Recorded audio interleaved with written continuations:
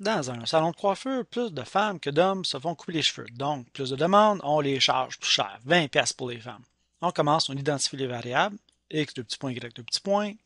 Et c'est le nombre de personnes. Donc, c'est le nombre de femmes. On recommande de commencer tout le temps avec la variable qu'on mentionne en premier. Si on mentionne femme, nombre d'hommes, on écrit une équation.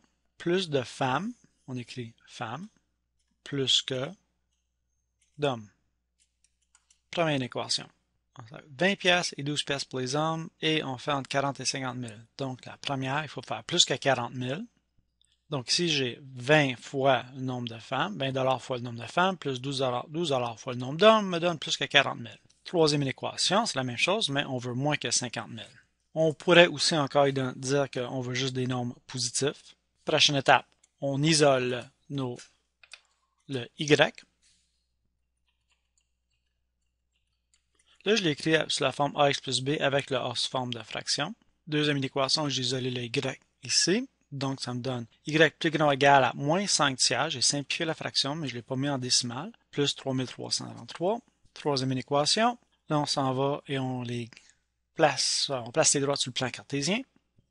Sur le plan cartésien, j'ai décidé de faire des bonds de 1000 là. Ici, j'ai nombre d'hommes, nombre de femmes. Et on commence ici, on commence à 0, on avance de 1, on monte de 1, donc ça prend à 45 degrés.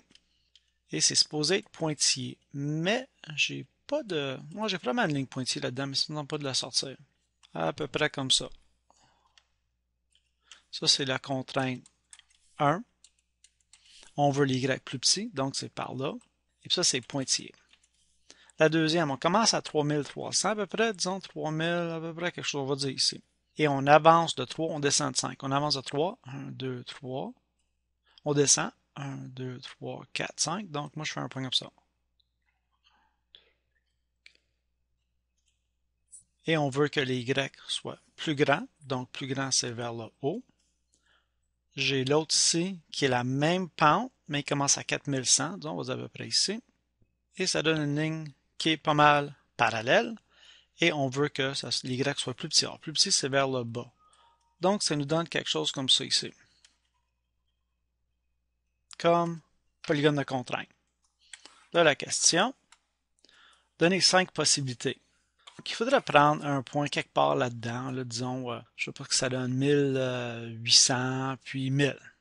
1800 femmes, 1000 hommes, et tu fais le calcul pour voir combien d'argent ça rapporte, et on prend 5 points quelque part là-dedans.